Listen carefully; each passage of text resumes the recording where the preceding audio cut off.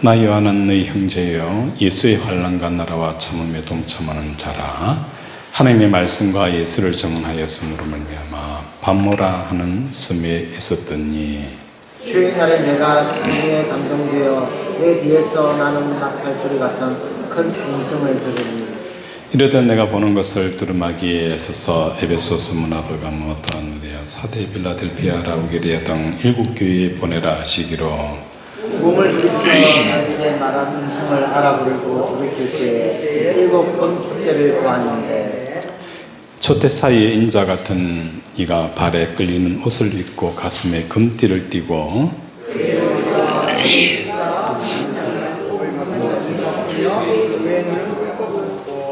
그의 발은 푸른불에 단련한 빛난 주석 같고 그의 음성은 맑은 물소리와 같으며 그의 오른손에 7별이 있고 그의 입에서 자궁의 날씬근이 나오고 그 입으로는 해가 힘있게 비치는 것 같더라. 아멘. 이 사도 요한은 밤모섬에서 성령의 감동이 되어져서 계시를 보게 되어집니다. 이때 보았던 예수님의 기이한 모습이 13절에서부터 16절까지 기록이 되어져 있어요. 이 모습은 교인들 마음속에 기억해야 할 예수님의 뭐 하는 거예요? 초상화라는 거예요. 우리 성도들이 기억해야 될 예수님의 초상화의 모습이 13절에서부터 16절까지 기록이 되어져 있는데 이 초상화를 바라보면서 한 사람인 교인이 예수님과 어떤 관계를 맺어야 되는지 그 관계 맺음에 대한 방식들을 우리에게 소개를 하고 있습니다. 우리 12절 함께 읽겠습니다. 시작. 몸을 돌이켜 나에게 말한 음성을 알아보려고 돌이킬 때에 7 금촛대를 보았는데 12절에 보면은 7 금촛대가 언급되어져 있고 그리고 16절에 보면 7 별이 언급이 되어져 있어요. 내가 보니 내 오른손에 7 별의 비밀과 또 7 금촛대라. 7 별은 7 교회의 사자요 7 촛대는 7 교회니라 라고 말씀을 하고 있어요. 결국은 요한계시록 전체는 누구에 관한 이야기라는 거예요? 교회와 교인들에 대한 이야기로 기록이 되어져 있다는 거예요. 그래서 이 요한계시록을 보면서 주로 우리가 기억나는 게 뭐가 있습니까? 요한계시록 하면 우리 머릿속에 기억나는 숫자들 많이 있죠. 666이라는 이 숫자, 또 14만 4천이라는 이 숫자들, 구원받은 사람 14만 4천이라든지 666이라는 수, 그리고 또 기억나는 장소가 있죠. 뭡니까? 아마게돈, 그죠? 아마게돈. 또가 무슨 싸움 있죠? 곡과 마곡의 싸움, 그죠? 또 우리가 생각나는 게 뭐가 있습니까? 천년왕국이라는 게 있잖아요. 천년왕국. 이 천년왕국이 재림, 그죠? 전이냐? 재림 전에 천년왕국이 이루어지느냐? 재림 후에 천년왕국이 이루어지느냐? 이걸 뭐라고 역신학자들이 표현하냐면 전 천년설, 후 천년설, 무천년설이라는 이런 개념들을 쓰게 되었어요. 그러다 보니까 성도들이 보기에 굉장히 난해한 거예요. 그런데 이 모든 내용들은 어떤 특정한 로마나 독일 이런 나라를 개념을 말하는 게 아니에요. 요한계시록은 오직 누구에게 관심이 있다는 거예요? 교회와 성도들이라는 거예요. 예를 들어서 666이라는 숫자들을 성도들이 굉장히 싫어해요. 666이라는 이 숫자들을 사람들이 어떻게 인식을 하느냐 하면 지금 우리가 마트에 가면 뭘로 결제하죠? 카드로 현금으로 내는 사람들 거의 없잖아요. 주로 뭡니까? 페이로, 핸드폰 삼성페이라든지 애플페이를 통해서 뭐 하는 거예요? 결제를 하잖아요. 이게 이제 핸드폰은 분실 가능성이 있잖아요. 그러니까 조금 더 발전하게 되어지면 뭐 하는 거예요? 강아지 안에 뭐 넣어요? 칩을 박아요. 칩을 탁 박으면 이 강아지는 언제 태어나고 주인이 누구, 연락처가 어떻게 되어지고 어떤 접종했는지 쭉 뭐 하는 거예요? 리스트가 쫙 떠요. 이와 마찬가지로 과학이 발달하면 할수록 뭐 하는 거예요? 간편화할 거예요. 그 사람의 그 정체성을 칩 하나 넣어서 그 사람의 모든 인력들이 쫙 드러나도록 하게 되어질 거예요. 그래서 이 666이라는 것은 짐승의 표를 받은다라고 해서 이 전자칩을 몸에 착용하는 것을 666이다라고 생각하는데 그 개념이 아니에요. 6이라는 것은 어떤 숫자입니까? 7에서 하나가 부족한 거예요. 부족이에요. 그죠? 완전하지 못한 불완전한 것이 6이에요. 그래서 이 6이라는 것은 항상 불완전한 거예요. 7은 완전수예요. 그렇다 보니까 6이라는 것은 뭘 의미하느냐 하면 체험을 위해서 열정과 비전과 꿈을 가지고 막 달려가는 채워지지 못하여서 이 체험을 위해서 막 달려 애쓰는 삶이 뭡니까? 6이라는 거예요. 이게 몇 번 거듭되는 거예요? 666. 그러니까 얼마나 굶주림에 차 있는지. 그죠? 굶주림에 차 만족함을 누리지 못하고 끊임없이 다오 그 머리처럼 계속 먹어도 배고픈 이 삶을 살아가는 자들이 뭡니까? 짐승의 표를 받은 자들의 특징이라는 거예요. 이게 666이에요. 그리고 아마게돈 전쟁이라는 것은 지금 중동에 이스라엘이 아마게돈 전쟁의 발원지가 되어질 것이다. 이 세계사를 이야기하는 게 아니에요. 이 아마게돈 전쟁이라는 것은 다른 게 아니에요. 하나님과 세상의 이 존재감과의 싸움이 아마게돈 전쟁이에요. 끊임없이 우리는 뭡니까? 세상의 그 존재감을 실감하며 살아가잖아요. 여러분이 당장 내일 회사를 출근하고 또 여러분 가정으로 돌아가게 되어지면 뭘 실감하는 거예요? 돈에 대한 실감들, 그죠? 사람에 대한 실감들을 야 정말 이 돈의 벽이 높구나, 사람의 벽이 높구나, 참 먹고 살기가 힘들다라는 이 세상의 벽에 대한 실감들을 하게 되잖아요. 그렇죠? 야, 사는 게 쉬운 게 아니다. 사는 게 정말 힘들다라는 이 세상을 실감하게 되어지는 거예요. 이 세상에 실감하는 것과 하나님이 오늘도 뭐 하는 거예요? 이 세상을 다스리고 계신다는 거. 내가 누군가를 만나고 어떤 사건이 일어났을 때에도 그냥 우연이 된 게 아니라 하나님께서 이 사람마저도, 원수마저도 뭡니까? 하나님의 그 뜻 안에, 하나님의 계획 안에 있다라는 것을 내가 실감하는 이 싸움이 뭐예요? 아마게돈 전쟁이라는 거예요. 끊임없이 하나님께서 이 세상을 주관하고 계시고 또한 다스리고 계신다는 것과 이 세상에는 뭡니까?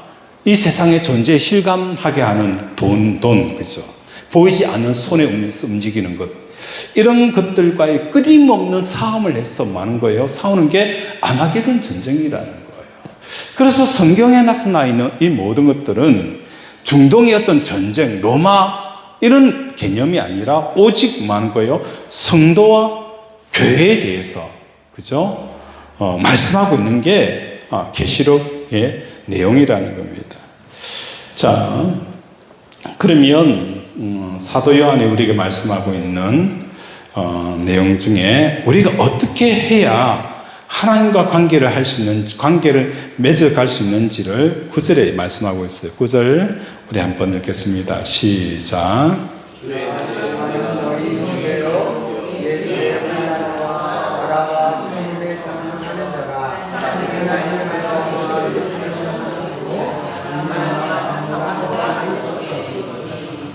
자, 9절에 보면은 나 요한은 너희의 형제요 예수의 뭐 하는 거요?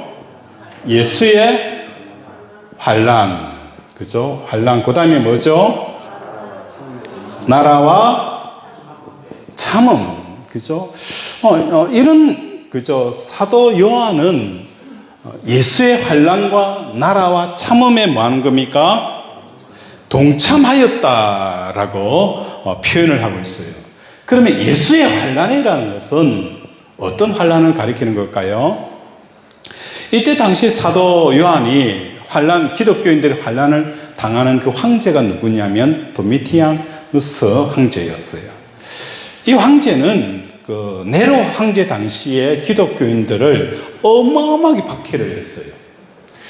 어마어마하게 박해를 하다 보니까 그 속에서도 뭐가 있어요?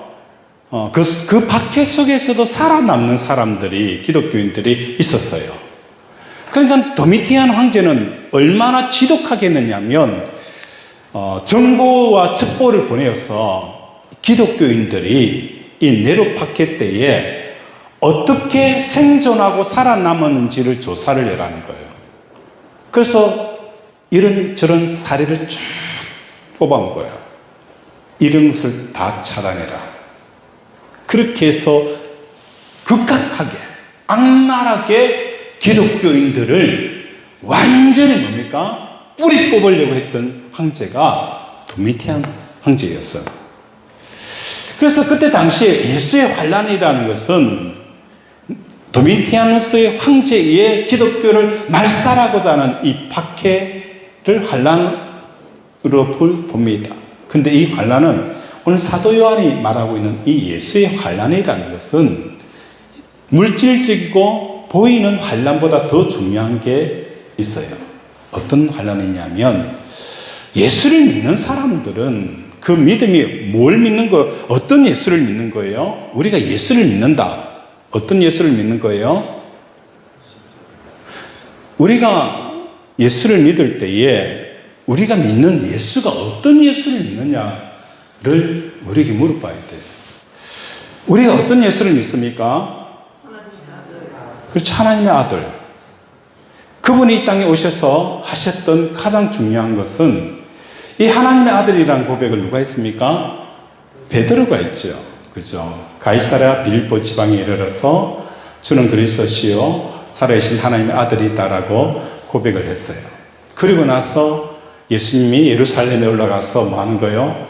십자가에 못 박혀 죽으리다. 그리고 로마 병정이 예수님을 십자가 잡아갈 때에 모든 제자들은 어떻게 하는 거예요? 뿔뿔이 흩어지고 도망가 버리고 심지어 이제는 갈릴리로 가서 옛날에 했던 어부가 되어지자, 고기를 잡으러 가겠다라고 다 흩어져 버렸어요. 그리고 나서 그들이 완전히 돌변하는 사람이 되어졌어요. 완전히 돌변하게 되어지는 전에 제자들과 전혀 다른 사람, 전에는 누가 크냐 누가 작으냐라는 자리 다툼이 했던 그 제자들이 어떤 것을 경험하고 나서 완전히 변하게 되어지느냐, 예수님의 십자가의 그 죽음과 부활, 성천을 경험하고 나서는 완전히 뭐 한 거예요? 새로운 사람으로 바뀌었다는 거예요. 그래서 오늘 우리의 믿음의 내용은 뭐냐? 우리로 하여금 예수님의 십자가 죽음과 부활과 성천, 이것이 뭡니까?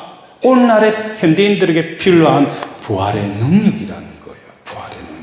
부활의 능력 체험하면서 이 세상을 이길 수 있는 것은 예수님이 나를 위해서 십자가에 돌아가셨습니다.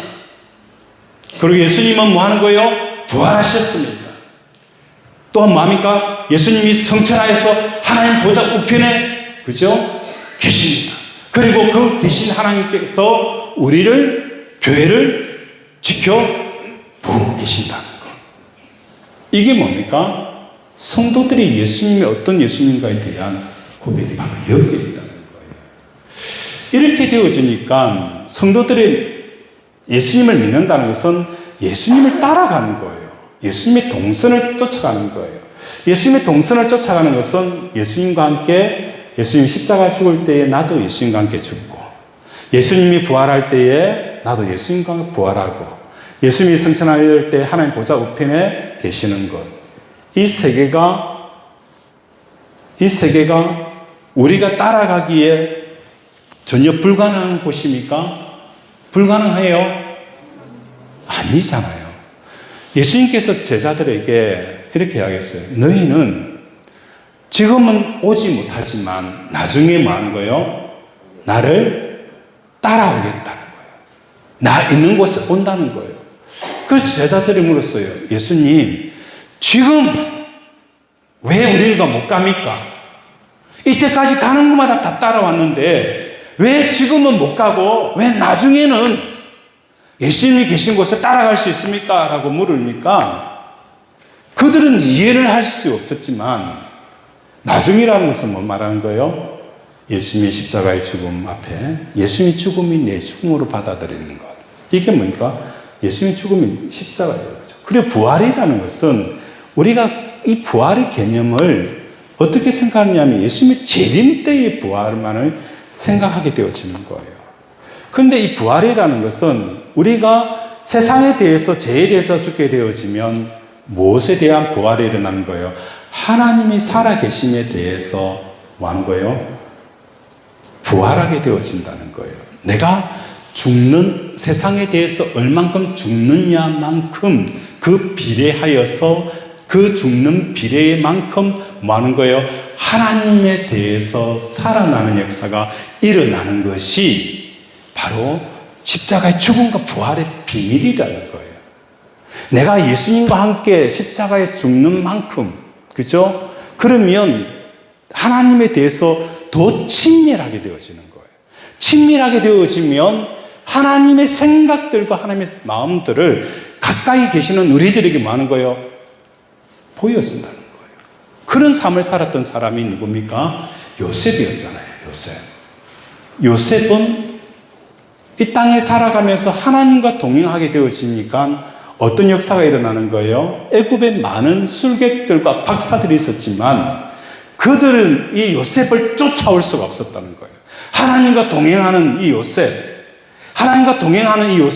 그죠? 이 부활하신 예수님과 함께 있게 되어지면 요셉의 삶이 일어나는 거예요. 다니엘과 같은 그런 역사가 일어나게 되어지는 거예요. 그죠?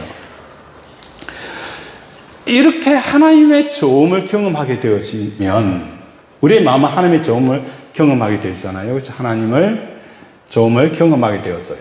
그러면 우리 육체는 우리 몸은 어디 있는 거예요? 이 땅에 있는 거예요. 이 땅의 삶이 녹록하지가 않잖아요. 녹록하지가 않아요. 우리의 마음은 하나님께서 그죠? 우리 오늘 찬양하는 모습을 보니까 여기가 좋사오니라는 그 마음이 담겨져 있어요. 아마 집으로 돌아가게 되어지면 내일 결제해야 될 부분들, 풀어야 될 부분들, 또 우리가 먹고 살기 위해서 부딪혀야 할 만나고 싶지 않지만 만나야 될 사람들, 그죠? 좀 쉬고 싶지만 쉴 수 없는 상황들, 이런 삶들이 펼쳐질 거예요. 여러분, 이 자리에서 부르는 이 찬양은 여기가 좋사오니라는 이 삶들을 살고 싶지만 실질적으로 우리가 가야 될 것은 삶의 현장이라는 거예요. 그 현장은 우리를 우호적으로 여기지 않는다는 거예요. 어떻게 하든지 우리를 잡아먹으려 하고 우리를 이기려 하고 우리를 넘어뜨리려 하고, 그죠? 우리를 못 살게 하는 거예요. 그래서 예수의 환난이라는 것은 예수님과 함께 있음으로 말미암아 마음에 하나님의 따를 수 없는 기쁨에 있지만 우리의 몸은 이 땅에 녹록하지 못한 세상이 뭐한 거예요? 이 격차가 뭡니까? 예수의 환난이라는 거예요. 오늘 우리가 그리스도인으로 살아가는 그 자체가 뭐한 거예요? 예수의 환난에 동참한 자라. 도미티안 황제에 의해서 육체적이고 정신적인 박해도 박해지만 그보다 더 중요한 것은 뭐한 거예요? 하늘에 있는 그 놀라운 기쁨과 지금 내가 살아가야 하는 이 현실의 이 격차, 이게 예수의 환난에 동참하였다라고 표현을 하고 있는 거예요. 이게 오늘 우리들만의 생각이 아니라 누구의 생각이기도 하였느냐 하면 사도 바울의 생각이기도 하였어요. 우리 고린도후서 5장 8절 우리 한번 찾아보겠습니다. 잠이 오니까 고린도후서 5장 8절 한 번은 빌립보서 1장 23절 찾아주시기 바랍니다. 빌립보서 1장 23절 고린도후서 5장 8절 자 고린도후서 5장 8절 찾으신 분 한번 읽으세요. 우리가 동자하여 나는 바는 차라리 몸을 떠나 주와 함께 있는 것이다. 자, 사도 바울이 이 표현을 하는 것은 자, 우리와 똑같이 살아있는 삶을 살았던 게 사도 바울이잖아요. 우리가 담대히 원하는 바는 차라리 몸을 떠나서 뭐 하는 거예요? 주와 함께 있는 그것이다. 사도 바울은 이미 뭐 하는 거예요? 십자가에 죽으시고 부활하시고 성천하에 하나님 우편에 앉아 계시는 그 예수님과 뭐 하는 거예요? 현재적으로 주와 함께 뭐 하는 거예요? 있는 것이다. 그러나 그죠? 우리의 몸의 현장은 여전히 녹록하지가 않다. 빌립보서 1장 23절 24절 한번 읽겠습니다. 시작. 내가 그 불타를 이어듯이 살아간 세상에서 그와 함께 있는 것이 불꽃이 더욱 이르라. 그렇게 하고나 내가 주시오 이는 것이 너희를 위하여 더 유익하리라. 빌립보서 1장 23절 24절 보면 내가 그 둘 사이에 끼었다는 거예요. 하나님과 함께 있는 이 놀라운 기쁨. 그러나 지금 내 몸은 뭐 하는 거예요? 녹록하지 못하는 이 세상에 살아가고 있는 거예요. 차라리 세상을 떠나서 그리스도와 함께 있는 것이 훨씬 더 좋은 일이나 그렇게 하고 싶으나 내가 육신을 있는 것이 너희를 위하여서 뭐 하는 거예요? 더 유익하다. 내가 깨달은 은혜, 내가 받은 은혜, 그걸 통해서 너희가 믿음으로 서라. 이 세상에서 믿음으로 세우고 믿음으로 살 수 있도록 그 일을 위해서 내가 하나님 앞에 가고 싶지만도 가지 않고 이곳에서 삶과 사역을, 사명을 감당하겠다라고 말씀하고 있는 거예요. 그래서 예수의 환난이라는 것은 오늘도 저와 여러분의 삶이 되어져야 되는 거예요. 하나님의 나라에 대한 기쁨, 그러나 이 땅에 살아가는 그 격차 속에 말할 수 없는 그 환난에 오늘도 동참하며 사도 바울처럼 그렇죠? 내가 육신으로 있는 것이 너희를 위하여서 더 유익하리라. 이런 사명에 붙잡히는 삶을 살아가는 것이 예수의 환난에 참여한 사람이라는 거예요. 두 번째로는 뭡니까? 하나님의 두 번째는 뭐라고 말씀하고 있어요? 환난과 나라. 이 나라라는 것은 뭘 말하느냐? 우리가 기도를 할 때에 우리 주님이 어떤 기도를 가르치셨어요? 하늘에 계신 우리 아버지여, 이름이 거룩히 여김을 받으시오며 나라가 임하오시며, 뜻이 하늘에서 이루어진 것처럼 땅에서도 이루어지길 원합니다. 예수님과 함께 있음으로 말미암아 이 하나님께서 이 땅을 향하신 하나님의 뜻과 계획들이 나를 통해서 그대로 일어날 수 있도록 그 삶을 살아내는 것이 뭡니까? 나라는 거예요.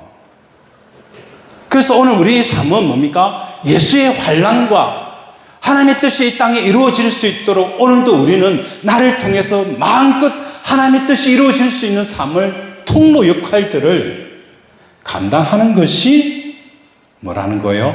성도들의 삶이 되어져야 된다는 거예요. 믿음의 내용이 되어져야 된다는 거예요. 그러니까 세 번째로는 뭡니까? 지금 내가 가고 싶지만, 그죠? 하지 못하기 때문에 뭐 하는 거예요? 참음이라는 것은 소망이에요. 오늘도 하나님께서 이런 기쁨에 대해서 하나님과 동행하는, 함께 있고 싶은 이 소망, 이것에 대해서 뭐 하는 거예요? 소망을 참음으로 기대하게 하는 이 삶을 우리에게 말씀을 하고 있는 거예요. 그래서 사도 요한이 예수의 환난과 나라와 참음, 그죠? 참음에 동참하는 것처럼 오늘 우리 성도들의 삶도 사도 요한처럼 이런 믿음의 내용들을 이 땅에 살아가면서 이루어가는 그 사명자의 삶을 살아가기를 바랍니다. 우리 13절 한번 보겠습니다. 13절 시작.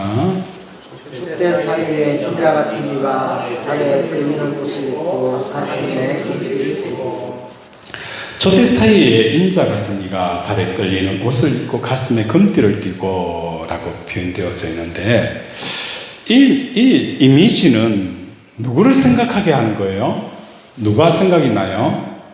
13절의 내용. 촛대 사이에 인자 같은 이가 발에 끌리는 옷. 그죠? 제 그 양복 깃을 보면 어디에 맞춰져 있어요? 그 요소 약간, 그죠? 발바닥에서 약간 위에 이렇게 쫙 걸려 있어요.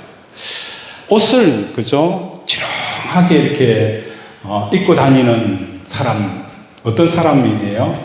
결혼식 날 신부가 웨딩 드레스를 입으면 그 옷이 뭡니까? 쫙 끌려가지고 가잖아요. 그죠? 그날은 신부가 뭐죠? 이왕이라는 거예요. 그죠? 왕비라는 거예요. 이것은 왕의 개념이에요. 왕. 금띠를 띠고 쫙 끌리는 옷을 입고 다니는 이 모습은 왕인 거예요. 이것은 오늘 우리들에게 예수님이 어떻게 우리가 예수님과 관계해야 되느냐. 첫 번째로는 예수님은 여러분의 왕이 되어서야 합니다. 이게 믿음의 내용이에요. 내가 예수를 믿는다고 하면서 많은 거예요. 이 왕이, 그저, 예수님을 왕으로 여기지 않는다면 여러분 믿음의 내용은 없는 거예요. 집에 아내하고 남편이 막 싸워요. 그러면 아버지가 탁 나와서 혼내요. 이 집에는 뭐가 없느냐라고 외칩니까? 어른도 없느냐? 그죠? 그러면 남편, 아내가 뭐 하는 거예요? 옳고 그름을 막 싸우다가도 아버지의 한마디의 호통 앞에 뭐 하는 거예요? 그냥 조용히 한 거예요. 화해가 되어지는 거예요. 이게 뭐죠? 그 집안에 어른이 있다는 거예요. 내 인생에 어른이 있어야 돼요. 하나님이 아무리 내가 이게 옳고 그러다 막 이렇게 따지가도 이렇게 해. 그러면 할 수 있는 사람이 되어져야 되는 거예요. 아무리 자기 생각이 옳고 자기가 경험한 것이 맞다 할지라도 하나님이 이거 해. 이렇게 되어지는 게 뭡니까? 예수님이 왕으로 모시는 거예요. 그래 하면 뭐합니까? 그렇죠? 막 소리 지르고 마치 주인 어르신이 없는 것처럼 인생을 살아가는 거예요. 하나님의 말씀이 이렇다면 아무리 그래 하더라도 네, 알겠습니다, 하나님. 내가 당신의 말씀을 따르겠습니다. 이게 되어서 예수 믿는 거예요. 이렇게 예수님을 왕으로 모시지 않는 삶을 살아가면 그분의 통치 안에 못 들어가는 거예요.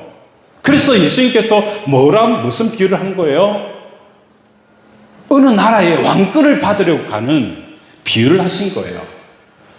어느 나라의 왕권을 받으러 갔는데 그 주민들이 뭐 하는 거예요? 나 이 왕, 우리 나라의 왕으로 인정해 주지 말아라고 사람들을 보낸 거예요. 나 이 사람 우리 왕으로 인정 못해. 이 사람은 왕권 허락해 주지 마세요. 그때 당시에 이스라엘은 뭡니까? 로마에다가 황제에게 왕권을 하사를 받아야 돼요. 그러니까 이 사람 우리 왕으로 인정 못합니다. 절대 왕권을 해주지 마세요. 근데 그 사람이 왕권을 딱 받아왔을 때 어떻게 합니까? 이 왕권을 거부하는 사람들을 뭐 하는 거예요? 다 제거해버리는 거예요. 그 이야기의 비유가 있잖아요. 우리는 예수님의 왕됨을 거절해서는 안 되는 거예요. 삶 속에서 실제적으로 하나님 말씀이 나에게 임하게 되어지고 내게 말씀하면 뭐 하는 거예요? 억지로라도 순종해야 되는 거예요. 그분이 말씀하시면 따르겠습니다. 눈물을 흘리면서까지도 따르는 거예요.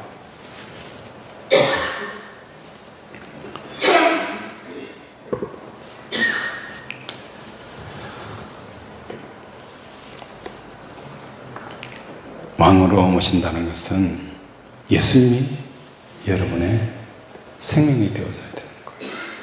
나인성의 과부의 외아들의 기적을 통해서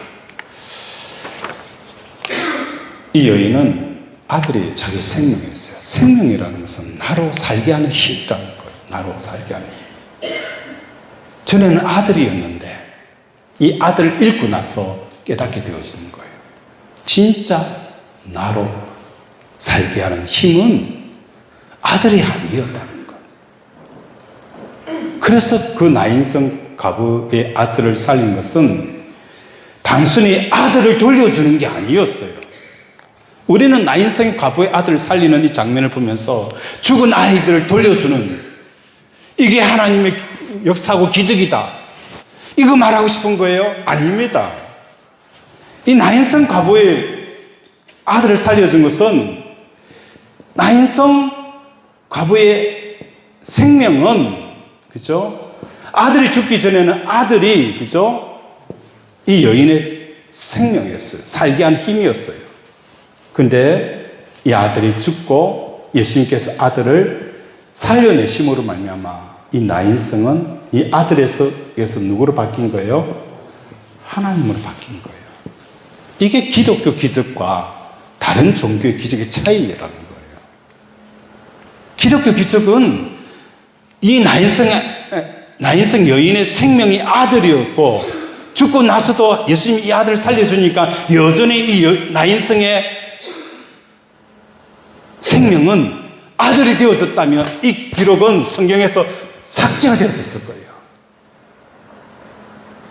단순히 이 아들을 다시 살려주는 게 아니라 이 나인성 과부의 이때까지 생명은 아들이었는데 예수님을 만나고 나서 이 아들의 살아남으로 말미암아 이 나인성은 이제 뭡니까? 아들인 생명이 아니라 진짜 하나님이 내 생명이라는 것을 발견하게 하는 것이 이 나인성 과부에 대한 이야기라는 거예요.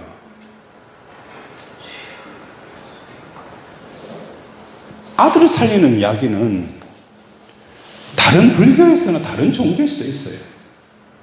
예수님의 기적은 뭐라는 거예요? 세메이언 표적이라는 거예요. 표적. 이 모든 기적을 요한복음에서는 세메이언 표적이라고 표현하는 것은 이 표적을 통해서 뭘 발견해야 된다는 거예요? 하나님의 살아계시는 것, 하나님의 생명 되시는 것, 그렇죠? 그걸 발견하게 하는 것이 기적을 헬라어로 세메이를 표현하는 그 기호가 바로 여기 있는 거예요. 단순히 아들을 살린 게 아니라 이 아들을 생명을 통하여서 하나님이 진짜 내 생명이 되었음을 깨닫게 하고 체험하게 하는 게 바로 이 표현이라는 겁니다. 말씀을 정리하도록 하겠습니다. 오늘 요한계시록은 성도들, 교회와 성도들 향한 하나님의 관심사예요. 그래서 예수의 환난과 나라와 참음에 동참하는 사도 요한처럼 오늘도 우리도 이러한 사명으로 살아가는 저와 여러분 되어줘야 됩니다. 그리고 예수님을 체험하고 예수님을 경험하기 위해서는 오늘 배운 첫 번째 내용은 예수님을 나의 왕으로 고백되어져야 예수님을 체험하게 되어진다는 거예요. 그죠? 예수님을 내 삶의 왕으로 고백해야 예수님을 우리가 경험하게 되어지고 체험을 하게 되어진다는 거예요. 이런 왕으로 고백하지 않으면서 하나님을 경험하려고 한다. 안 돼요. 오늘날 너무 많은 사람들이 이렇게 왕으로 고백하지 않으면서 하나님을 경험하려고 하니까 하나님을 경험하지 못하는 거예요. 그래서 예수님과 관계하는 방식 첫 번째 뭡니까? 예수님을 나의 왕으로 받아들이고 그분의 말씀에 내가 어떠하더라도 순종하고 받아들이는 것. 이 삶을 살아가야만 예수님을, 하나님을 경험하게 되어진다. 이 내용을 여러분에게 전합니다. 말씀을 생각하며 함께 기도합니다. 하나님, 오늘 예수님과 관계하기 위해서 우리가 첫 번째 하나님을 경험하기 위해서는 예수님을 나의 왕으로 그분의 음성을 인난 주석과 맑은 물소리로 어떤 소리보다도 가장 크게 그 말씀을 들을 수 있는 우리 되어져야 예수님을, 하나님을 경험할 수 있습니다. 이런 경험하는 자가 되게 달라고 이 시간 주여 한번 부르고 기도합니다. 주여! 아버지, 오늘 우리 사랑하는 가족들의 삶 가운데 하나님과 관계하고 하나님을 경험하기 위해서는 아버지 예수님을 나의 왕으로 아버지의 아버지 옷을 입고 금띠를 띠고 옷을 꺼내는 그 왕으로 우리가 받아들이지 않으면 아버지 우리는 하나님을 경험할 수 없습니다. 아버지 오직 하나님의 목소리를 맑은 물소리 같고 우리와 번개소리 같이 하나님의 목소리 이 땅의 어떤 소리보다도 더 크게 더 뚜렷하게 더 확실하게 전해지지 않으면 아버지 우리는 하나님의 말씀을 소홀히 여길 수밖에 없고 무시할 수밖에 없습니다. 사람의 소리보다도 하나님의 소리는 맑은 물소리 같고 빛난 주석같이 아버지 이 땅의 모든 존재를 깨뜨리며 무너뜨리며 어떤 것보다도 강력한 이 주석과 같은 아버지 말씀으로 우리에게 다가오게 하여 주시옵소서.